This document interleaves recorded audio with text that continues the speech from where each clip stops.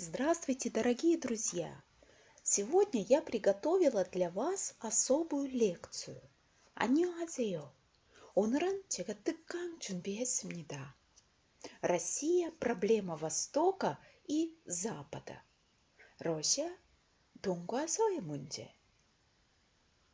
Вы, как студенты русского факультета или те, кто изучает русский язык факультативно, я считаю, что вы должны понимать, какая на самом деле Россия. 여러분 러시아어 전공으로 배우시면 또는 교양으로도 조금씩 배우고 있으면 러시아 어떤 나라인지, 동과 서에 있는 나라가 어떤 특징을 가지고 있는지 알면 좋겠다고 제가 생각해서 이 강의를 준비했습니다. 러시아는 복잡한 나라예요. 아주 큰 나라예요. 많은 문화를 섞여 있는 나라예요. 그래서 러시아는 어떤 나라인가요? 여러분, 조금씩 살펴볼까요? 유명한 러시아 시인, 19세기 시인이 фёдор 투츠프 이런 시를 썼습니다. Умом Россию не понять, в Россию можно только верить.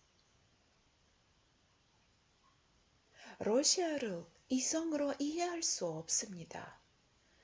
러시아를 오직 믿어야 합니다.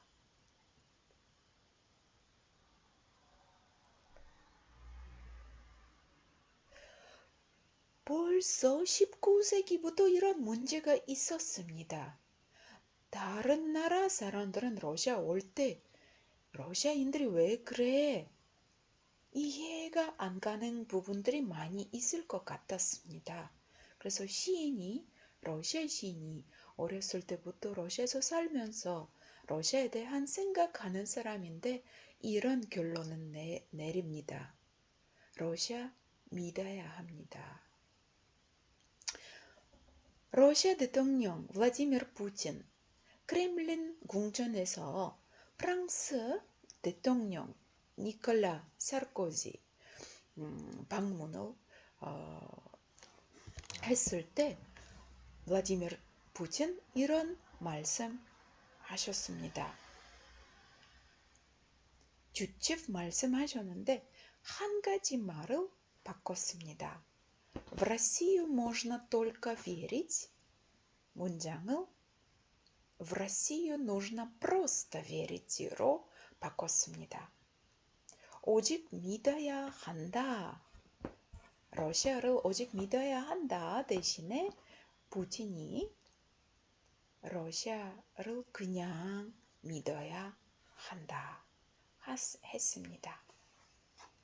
그래서 여러분들은 러시아 공부했을 때 마음을 열어야 됩니다.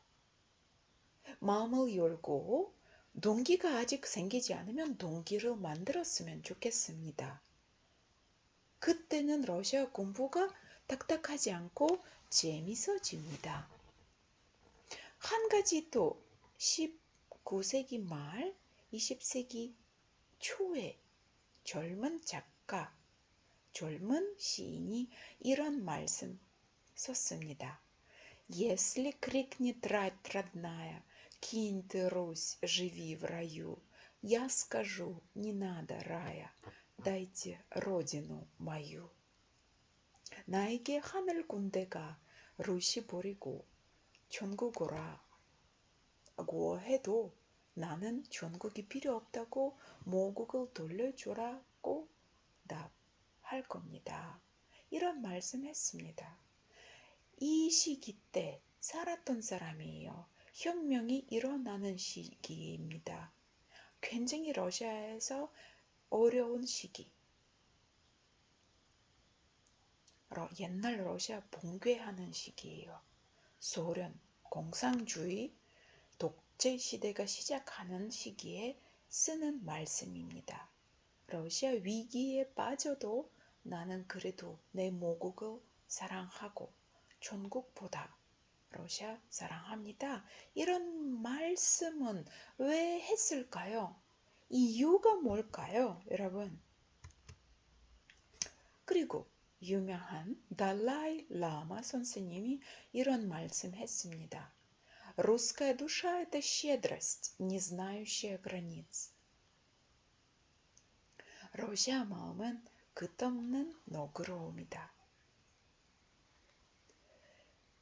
이 모든 말씀이 튜체프, 예세닌, 달라이라마 말씀이 뭔가 한계 없는 나라다. 이렇게 문맥을 우리가 읽을 수 있습니다. 한계가 없다. 이해할 수 없다. 천국보다 뭔가 또 무슨 매력을 가진 나라다. 우리가 이 문맥을 읽을 수 있습니다. 유명한 영국 윈스턴 черчилль 말씀 읽어볼까요? Я не могу предсказать действий России. Она загадка, завернутая в тайну и погруженная в мистерию. Но, быть может, ключ все-таки существует. Этот ключ – национальные интересы России.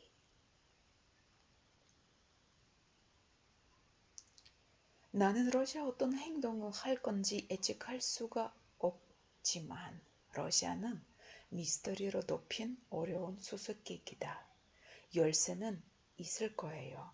아마도 이 열쇠는 러시아 국가의 이익이다.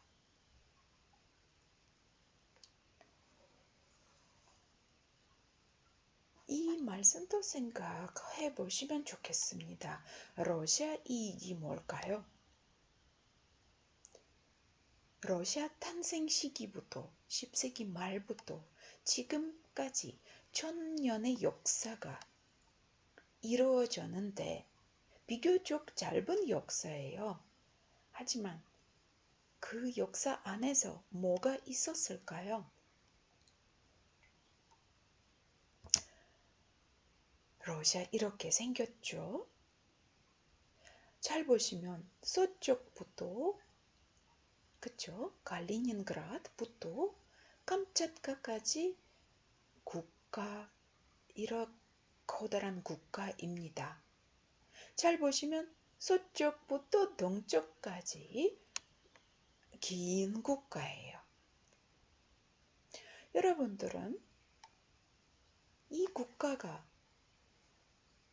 서양과 동양 사이에 있는 국가라고도 생각할 수 있지만 원래는 아니었죠. 러시아는 어디서 생겼는지, 이렇게 왜 크게 되는지 잠깐 볼까요?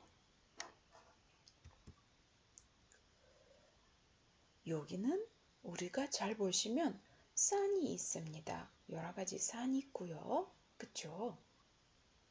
러시아는 여기서 생겼습니다. 그쵸? 요 부분쯤에 있었습니다.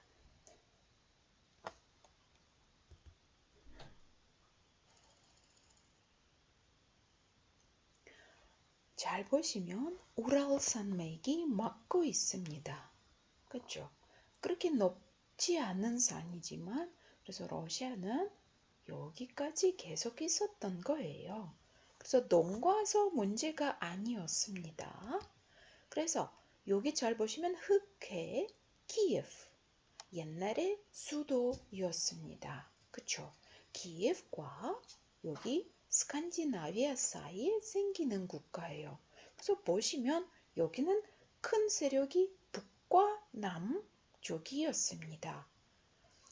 추치간에 제가 항상 여러분한테 특강을 합니다. 러시아 북과 남 사이에 태어나는 국가예요. 북쪽에서 스칸디나비아 국가들이 아직 없었지만 바이킹들은 살았습니다. 아주 강력하고 잔인한 민족이었습니다. 남쪽에서는 화려한 비잔티아 있었습니다. 철학, 패션, 음악, 과학의 수도였습니다. 그리스도교 가진 국가였습니다.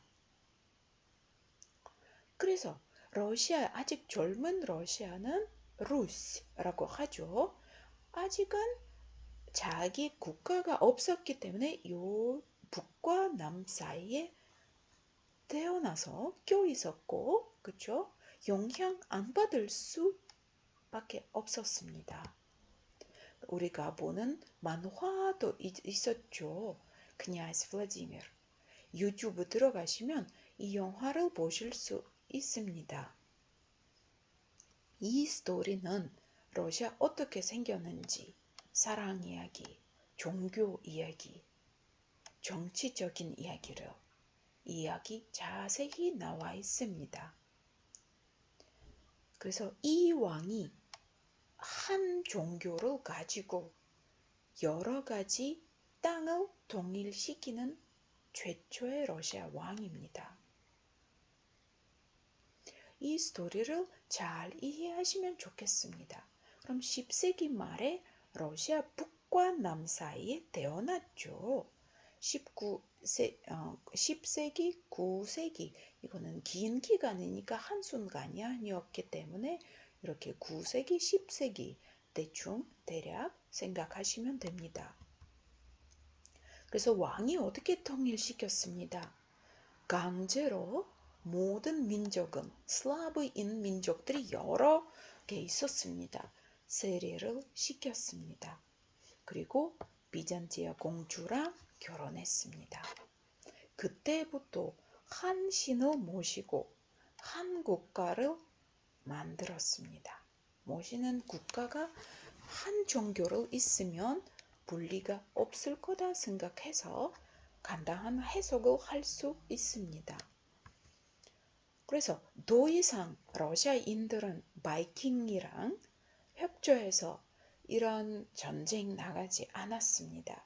그리스도교를 사랑의 종교이기 때문에 이제 그만두게 됐습니다.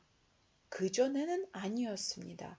바이킹들하고 러시아인들 같이 유럽 국가들 남쪽 비잔티아까지 내려와서 보석들, 금 훔치고 여자들을 훔치고 이렇게 해적 같은 생활을 살았습니다. 더 이상은 이 역사가 이어지지 않았습니다. 러시아 세례 받은 다음에 이 역사가 끝납니다. 자, 그리고 지금은 장난이지만 한국을 비교해 보세요. 한국도 남과 북 관계 문제가 있습니다. 러시아에서도 마찬가지. 바이킹들 북쪽에서 있었고 남쪽에서 화려한 비잔티아 있었습니다. 그래서 여기는 큰 관계 없지만 한국도 지금 북과 남 나눠져 있죠. 그래서 나는 그냥 비교해보고 싶었습니다. 같은 상황이죠. 네.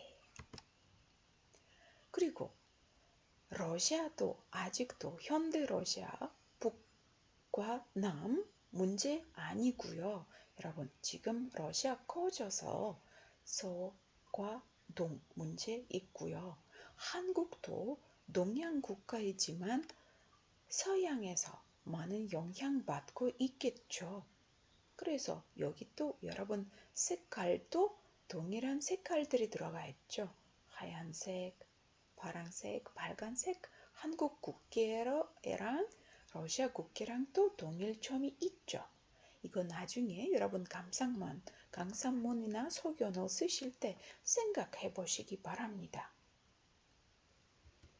자, 그러면 지금은 러시아는 북과 남 사이에 태어났지만 러시아 갑자기 커지는 이유를 간단하게 설명하겠습니다. 뾰트르 1세 이 사람이었습니다. 커다란 마음을 가진 사람, 커다란 키 가진 사람이에요. 큰 야망 있는 사람이었습니다. 마음도 거인이고 기도 거인이고 욕심도 거인만큼 있는 사람이었습니다. 표들 아니었으면 러시아는 아직도 북과 남 사이에 있는 국가였습니다. 하지만 표들 1세는 18세기 초부터 러시아는 아주 작은 국가였습니다. 표들을 보면서 러시아 바다가 없다. 우리 바다가 필요합니다. 세계로 나가야 됩니다. 그래서 발트해 길을 열었고 흑해 길을 열었고 그리고 동쪽으로 움직이기 시작합니다. 러시아인들은 이런 의상을 가지고 있었습니다. 슬라브인들은 이런 옷을 입고 살았습니다.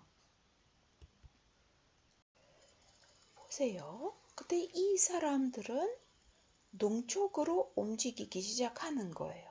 전쟁하면서 움직이는 게 아니라 옛날에 러시아 10세기, 9세기 때 수도사들 책 가지고 러시아인에게 그리스 알파벳 성경 가르치는 것처럼 러시아 사람들은 표들 1세부터 시대부터 동쪽으로 움직여야 합니다. 유럽 문화도 있었고 옛날 비잔티의 문화도 가진 국가들은 동쪽으로 움직이면서 이런 민족들 발견하게 됩니다. 그죠? 옛날에 몰랐던 거 아니지만 옛날에 또 징기스칸 러시아에서 400년 동안 또 있었고 러시아는 젊은 국가가 징기스칸한테 세금을 내는 쪽도 있습니다. 400년 동안. 근데 동쪽으로 움직이면서 동양 소수민족들 만나게 합니다. 물론 전쟁할 필요 없고 그 사람들 이제 러시아화 시키는 거야.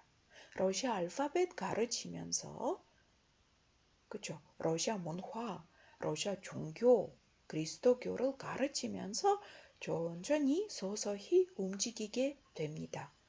그렇게 러시아 사람들은 알래스카까지 갔습니다. 그래서 지금은 러시아에서는 물론 천년의 역사인데 많은 민족들 지금 살고 있습니다.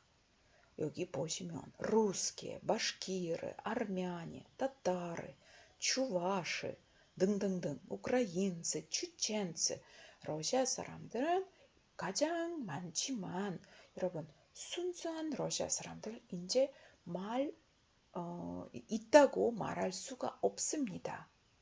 많이 섞여 있기 때문에 그죠? 그 중에서 타타르 사람들이 있고 우크라이나 사람이 있고요.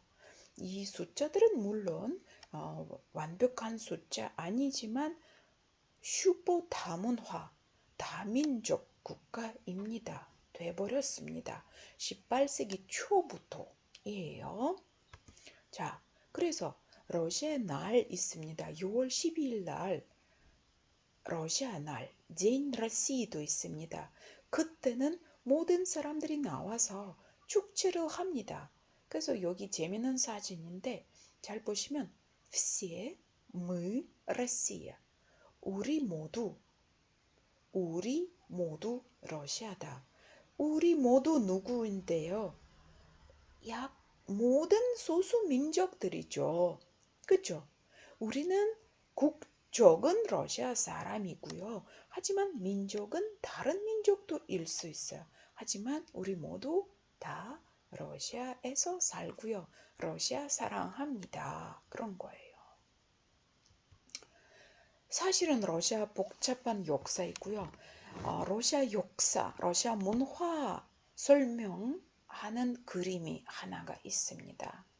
가장 대표적 중요한 그림이에요. 화가는 일리아 글라즈노프. 그림 이름은 вечная Россия. 영원한 러시아 그림입니다. 자, 요거는 지금 자세히 제가 설명하면 1시간 또 시간이 필요합니다.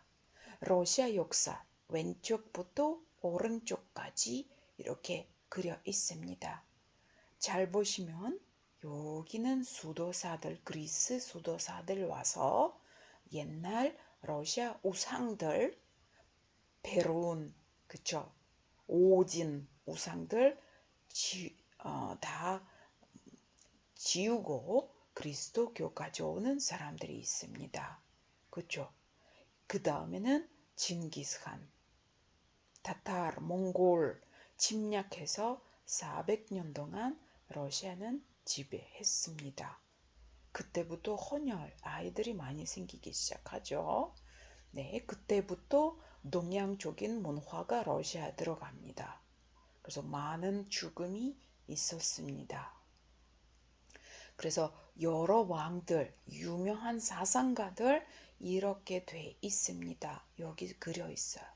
다스토옙스키, 푸시킨, 레르몬토프, 고걸 이런 사상가들이 있고요. 뾰트르 1세 있고요. 그림들이 유명한 사람들이 그림이에요. 잘 보시면 여기는 톨스토이, 반대하지 마라, 악하고 싸우지 마라 사상을 가진 톨스토이입니다. 유명한 여기는 시인들이고 그쵸? 라흐마니노프, 체이코프스키, 음악가 이거 다 사실 있었던 사람들이에요. 그래서 잘 보시면 중요한 거는 요 그림의 주인공 그리스도죠. 그리스도 십자가 맨 가운데 꽂혀 있습니다. 러시아 역사는 십자가 역사이다. 화가 말하고 싶습니다. 하지만 비극적으로 시작하는 역사는 아직도 비극적으로 지금 이어지고 있다. 이 그림은 20세기 말에 그려진 이 그림이었습니다. 여러분 20세기 말. 그래서 여기는 보시면 스탈린 그쵸? 말 타고 그쵸? 여기는 시체를 밟고 있습니다. 화가를 무슨 말 하고 싶었는지 다양한 해석들이 또 있습니다. 저는 여러분한테 가장 중요한 거 집중해야 될 거 설명하고 싶습니다. 십자가는 고통의 상징입니다. 고통 속에서 태어나는 국가가 지금도 아직도 고통받고 있습니다. 그리스도 아직 부활하지 않아서 아직도 피 흘리고 있습니다. 고통받고 있습니다. 부활해야 새로운 인생을 받을 수 있는데 러시아는 이런 국가 아닙니다예요. 특히 20세기 여기 20세기 말 그림들이 여러 가지 있는데 1991년 그죠? 러시아 탄생, 소련 붕괴 탄생하는 국가 시기도 여기 그려 있고요. 특히 이 부분을 잠깐 보시면 좋겠어요. 상트페테르부르크에서 이런 요새가 있습니다. 페트라파블로프스카야 크레파스트라고 합니다. 옛날 상트페테르부르크 교회에 있었습니다. 페테르부르크 거지면서 이 요새가 거의 시내에 지금 있습니다. 하지만 요새뿐만 아니라 무시무시한 감옥이었습니다. 보민들은 여기 고문받고 사형을 받았습니다. 그냥 보민들이 아니라 사상가들, 왕에게 불평한 사람들이에요.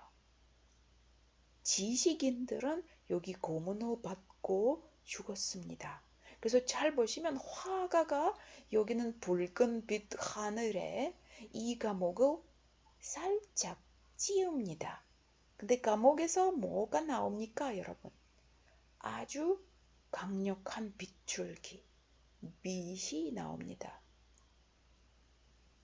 여기는 러시아가 자기 손으로 자기 지식인들, 국가 발전 시킬 수 있는 사람을 죽였다. 이 말씀하고 싶은 것 같습니다.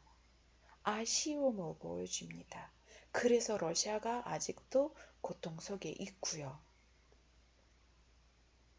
여러분 이 그림을 인터넷에서 또 한번 보시기 바랍니다. 이 그림이 굉장히 큽니다. 10m 이상이고요. 높이가 더 높습니다. 5m 정도 되고요. 사람 얼굴들이 그렇게 작지 않고 사람 키로 그려 있습니다. 제가 직접 박물관에 가서 이 그림 봤는데 굉장한 감동 그리고 충격을 받았습니다. 이 그림 기억하시고요. 보시면서 조금 더 생각해 보시기 바랍니다. 소견문을 쓰시면 이 그림도 잠깐 여러분 어떻게 생각하시는지 적으시면 좋겠습니다. 왜 십자가 가운데 있고요.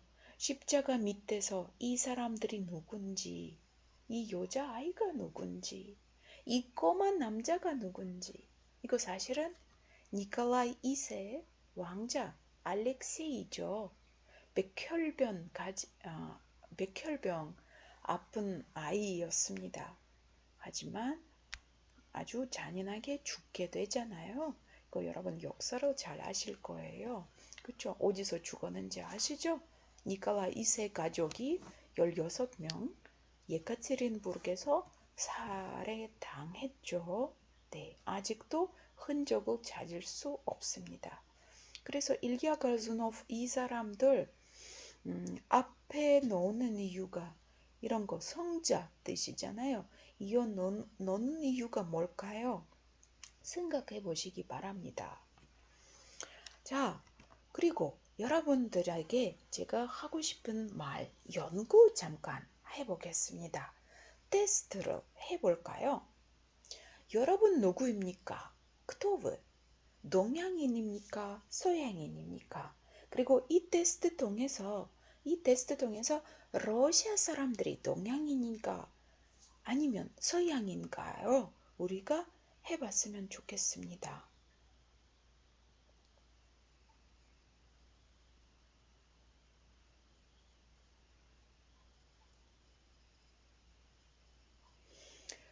자,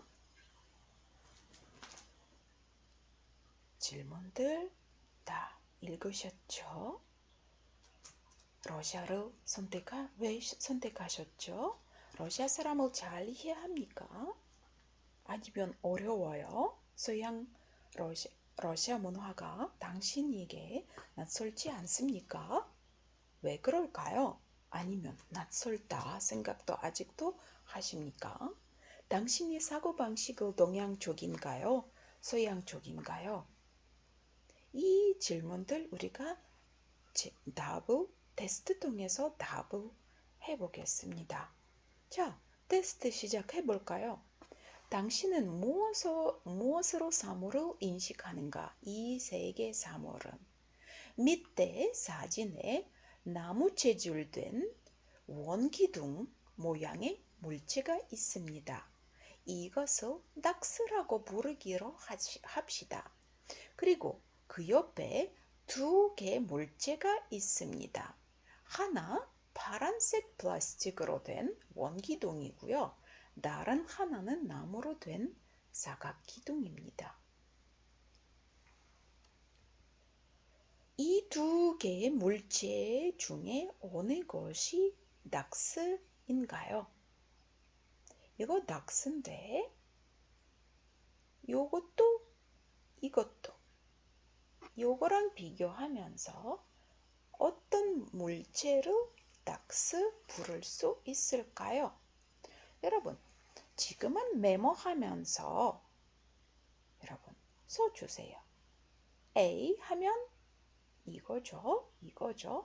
B 하면 이거죠. 어렵죠? 이거 나무 같습니다. 이거 모양 같습니다. 자, 그리고 다음 질문 해보겠습니다. 이 풍선에 어떤 일이 생긴 거라고 생각하십니까? 갑자기 바람이 불어서인가? A 답이고요. 풍선에 바람이 빠져서인가? 아니면 풍선이 가벼워서인가? 이거 B. 파란색은 B예요. 어떻게 생각하십니까? 두 개 하면 안 되고요. 한 개 답만 주세요. 직관적으로 답을 주시면 좋겠습니다.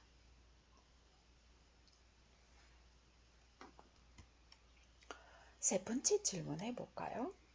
첫 번째 그림 속에 주인공이 행복한가요? 잘 보시면 요 사람이 주인공이고요. 웃고 있어요.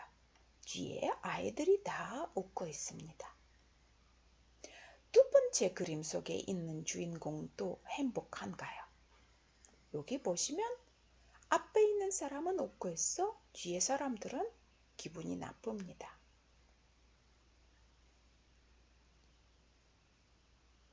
여기만 행복하다 답을 하고 싶은 분들 A 표시하시고요. 여기도 행복해, 여기도 행복해. 두 개의 그림 속에서 이 주인공 행복하다 말해주세요. B 해주세요.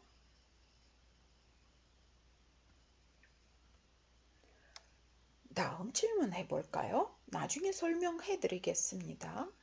당신이 사물을 묶는 방식은 원숭이를 여러분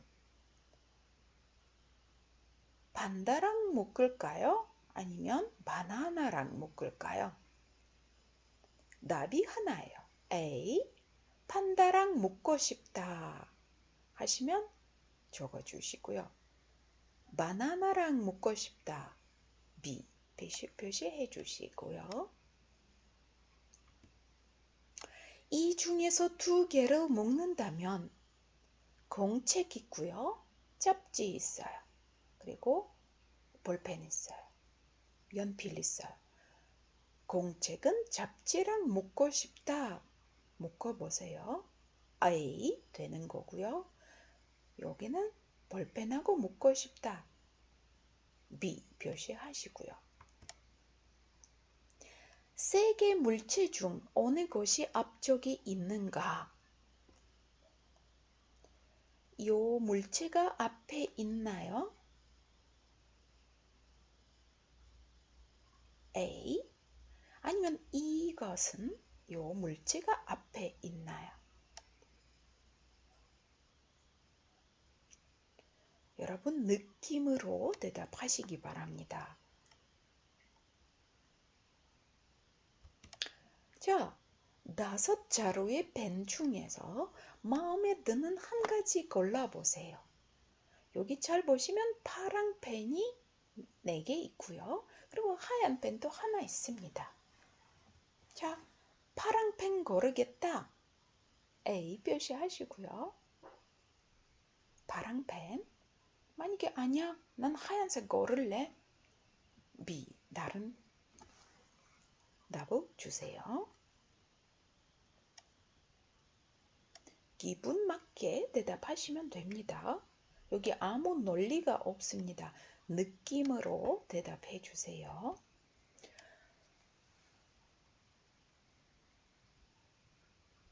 잘 보시면 여기 사고 그림입니다.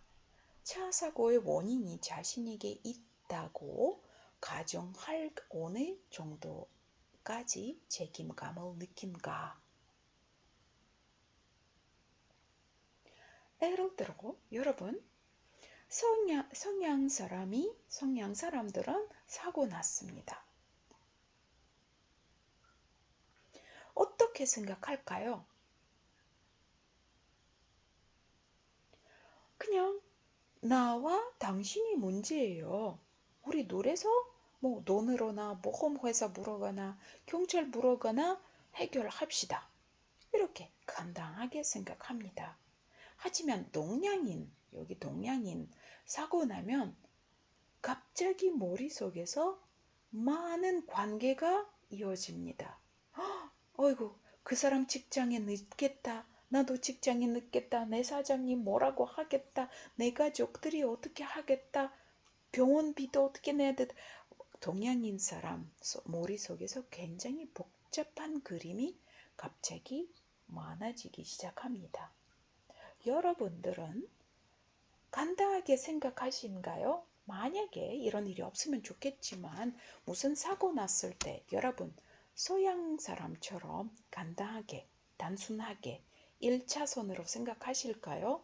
아니면 정말 머리가 떠질 만큼 여러 가지 관계 떠오르게 할까요?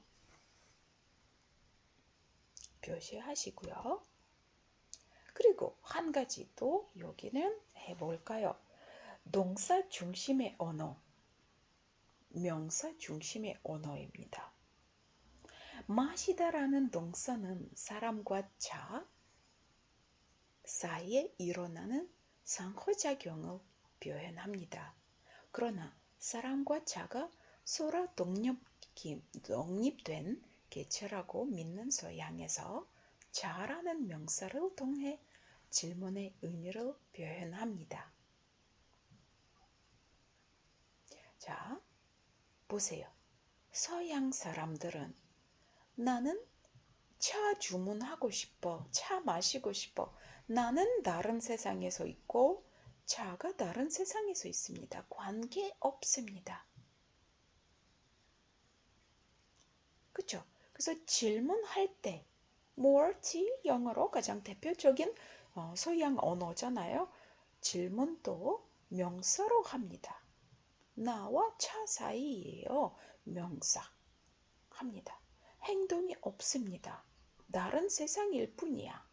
하지만 동양 사람들은 모든 물체, 모든 인간, 동물, 행성 다 관계 속에 살고 있다고 생각합니다. 그래서 관계 있는, 관계 표시하는 단어는 언어 속에서 바로 동사입니다. 그래서 질문할 때 또 마실래? 하는 거예요. 차 마실래? 자, 이제 제가 살짝 아까 여러분 테스트하는 것도 설명하기 시작하겠습니다. 러시아인들은 이거는 영어 예를 들어 한국인 영어 여기 예를 들어인데 그쵸? 그래서 여러분들 어떻게 생각합니까? 러시아 사람들이 어떻게 물어볼까요? 이런 식으로 물어볼까요? 이런 식으로 물어볼까요? Еще чая? Еще хочешь пить? 질문할까요? 여기서부터 러시아 동양인가 서양인가 그쵸? 답이 됩니다. 러시아 사람들은 이런 식으로 물어볼 겁니다. Еще чая? 명사로 생각합니다. 자, 이것도 뭘까요? 아웃사이더 관점, 인사이더 관점. 여기를 볼까요? 이거 서양인 이렇게 생각합니다. 내가 좋아하니까 상대방도 좋아할 거야. 내가 배고프니까 다른 사람도 배고플 거야. 나한테 어려운 일이니까 사람한테도 어려울 거야. 인사이더 관점이야. 나 중심으로 산다. 내가 세상의 중심이야 생각하는 거야. 여러분 이거는 이렇게 생각하시면 체크해 주세요. 그리고 상대방이 고기를 좋아하니까 나도 고기를 먹어야지. 아웃사이더 관점. 나를 밖으로부터 관찰하는 거다. 사람들이 마음에 들어 하니까 나도 좋아해야지. 저 사람 인정해줬어. 잘한 거야. 여러분, 요 인사이더 관점도 가깝습니까? 아웃사이더 관점 가깝습니까? 체크해 주십시오. A, B.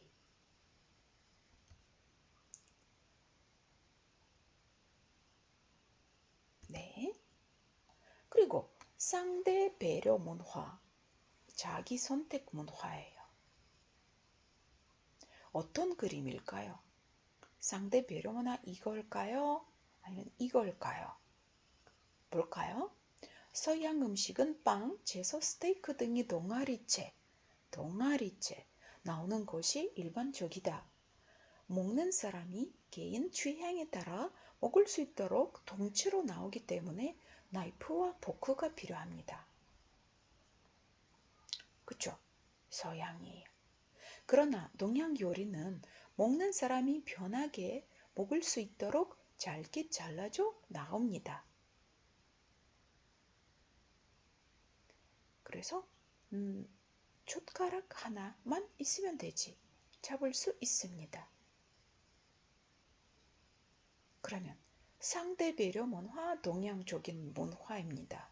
자기 선택 문화, 스테이크, 서양적인 문화입니다. 내 거니까 건드리지 마. 나는 알아서 크게 자르거나 작게 자르거나 전체 다 자르거나 알아서 먹을 거야. 내 스테이크 건드리지 마라. 이러한 뜻이죠. 근데 여기는 어떻게 돼요? 벌써 다 준비돼 있어. 드시죠? 편하게 드십시오.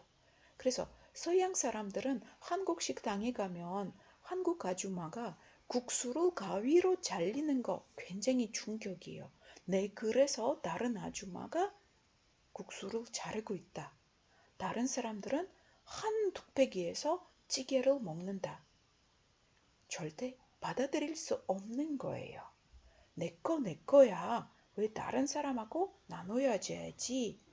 이거 내가 알아서 먹어야 돼. 개인주의. 여기는 단체주의죠. 아까 그림 인사이더 관점, 아웃사이더 관점 똑같습니다. 그리고 겸손 동양적인 특징인가요? 아니면 자신감인가요? 이거 동양인 자의점인지 이거는 서양인인지 볼까요? 서양인들은 스스로 똑똑하다고 잘났다고 표현하는 경우가 많습니다. 동양인 스스로 낮추고 겸손하는 것이 일반적입니다. 동양 사회에서 겸손함을 미덕으로 이기지만 서양 사회에서 자신감을 미덕으로 여긴다. 그래서 잘 보시면 예를 들어 면접이나 무슨 조사할 때 서양인들은 반드시 나는 똑똑하다고 생각한다. 하는 일이 자신감이 있다. 남보다 우월하다고 생각합니다. 전공 분야에서 누구보다 능력이 있다. 자신 있게 yes 찍을 겁니다. 여러분들 이렇게 찍을 수 있을까요? 아마도 no 많이 대부분 여러분 선택할 겁니다. 왜? 동양인 사람들이 겸손하니까. 그래서 면접할 때 만약에 여러분들 이력서는 서양 회사로 넣었습니다. 면접에 들어갔습니다. 반드시 여러분들 면접할 때 자신 있게 대답을 해야 됩니다. 하지만 동양인 회사 여러분 이력서 냈습니다. 동양 회사 이력서 냈습니다. 이렇게 하면 절대 단락이죠. 겸손을 보여줘야 됩니다.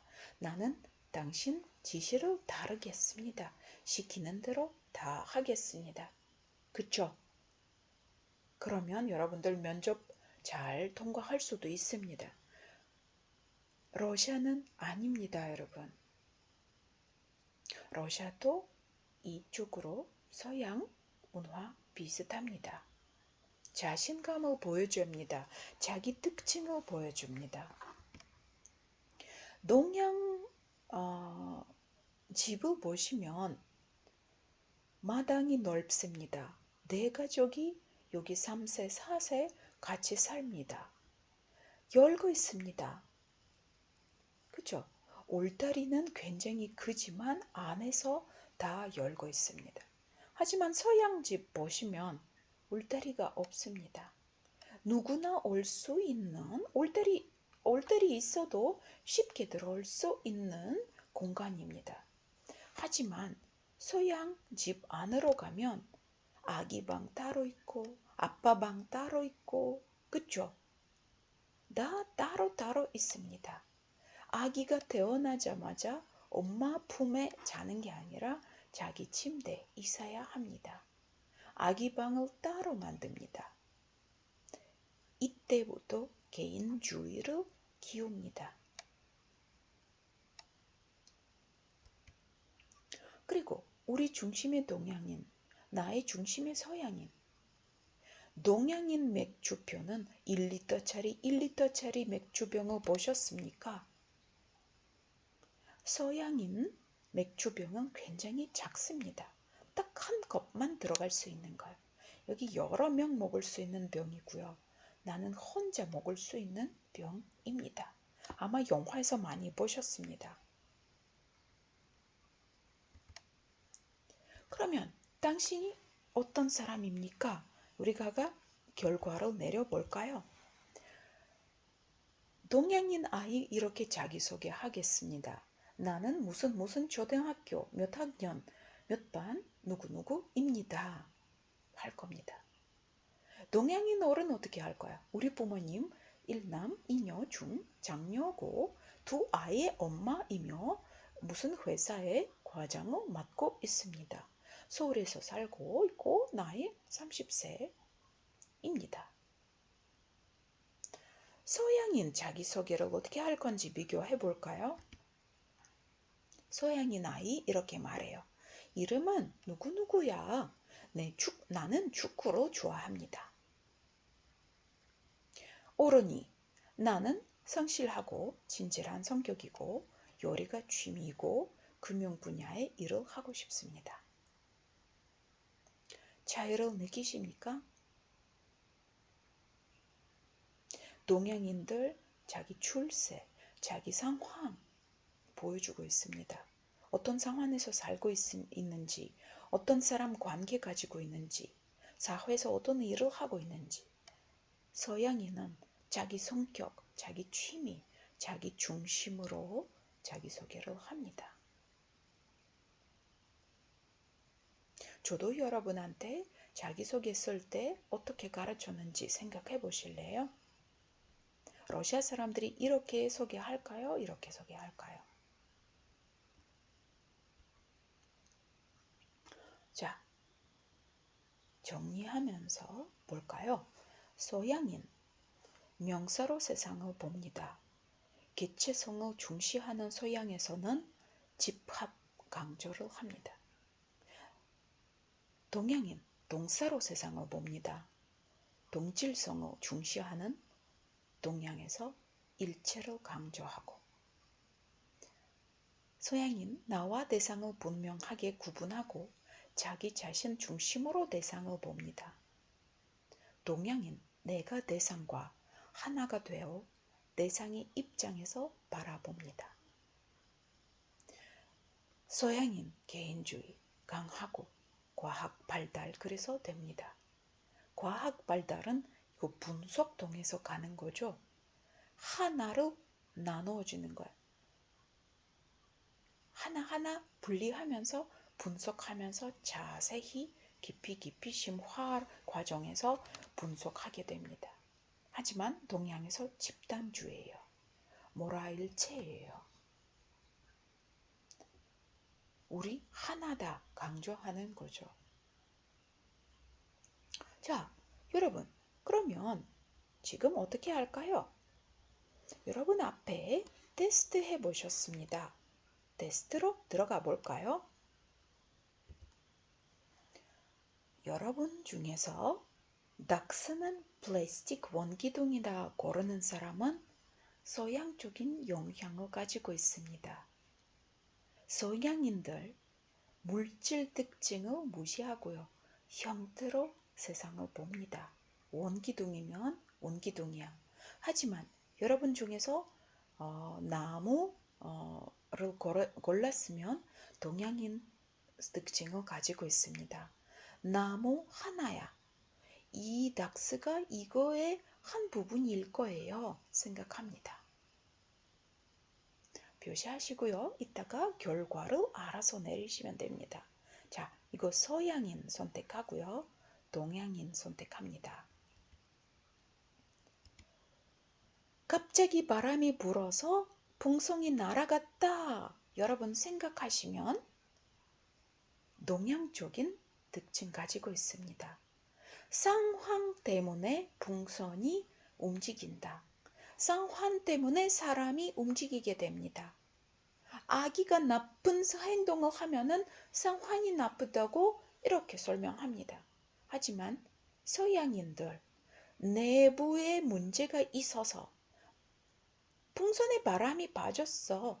풍선이 자체가 가벼워. 거기서 헬리움 들어가서 날아가는 거야. 서양적인 생각입니다. 내부의 문제. 아기가 나쁜 행동을 하면은 아기 성격이 비뚤어져서 아기 교육을 제대로 시켜야 됩니다. 이런 문제입니다. 여러분, 결과를 써주세요. 어떤 선택 고르는지. 그리고 동양인들 1번 그림만 선택하실 거예요. 모두 다 행복해야 주인공도 행복합니다. 하지만 서양인들은 2개 그림 선택할 겁니다. 나는만 행복하지 하면 되지. 다른 사람 무슨 상관이야. 다른 사람들이 화나도 나는 행복할 수 있어. 그래서 서양인들은 2개 그림 골랐습니다. 여러분 체크해 주세요. 자기 답이랑. 그리고 원숭이랑 판다랑 동물이다. 동양인들은 선택할 겁니다. 같은 동질, 나무다. 동물이야.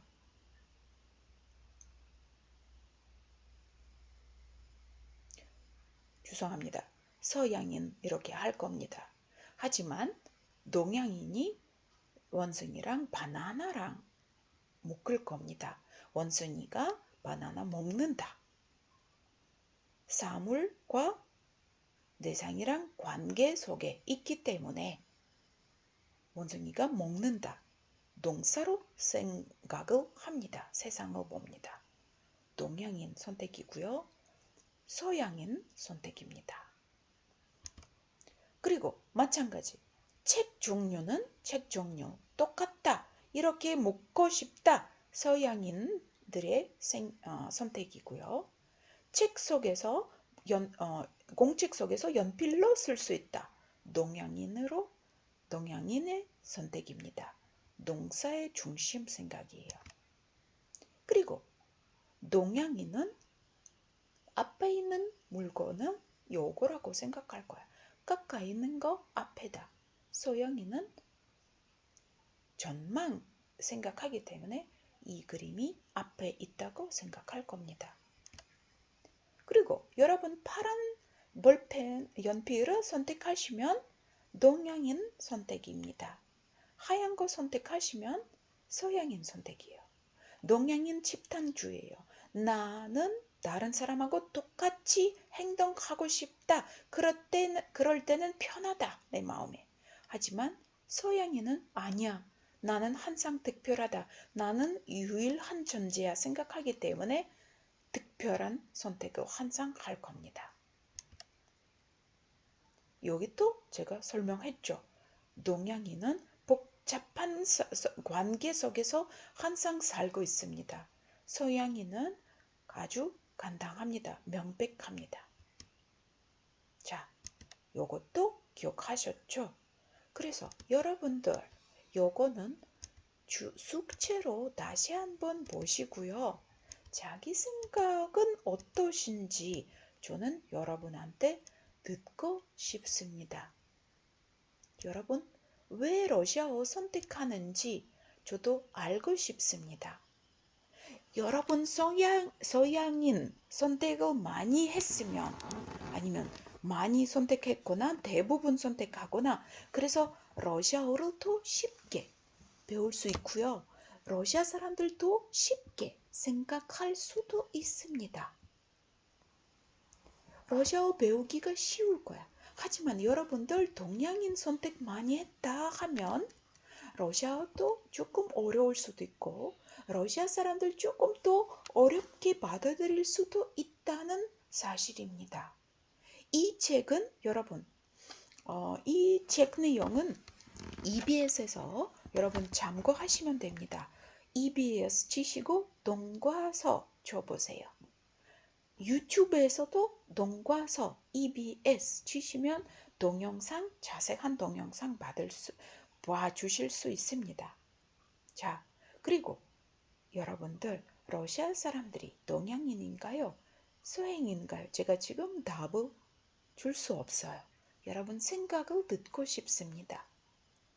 EBS 동영상도 보시고 생각도 해보시고 다른 사람도 물어보시고 여러분 과제 제출하시기 바랍니다. 오늘 수고하셨고요. 재미있었습니까? 어려웠습니까? 네, 세상이 쉬운 세상이 아닙니다. 하지만 조금 더 연구해 보시기 바랍니다. Спасибо. До свидания.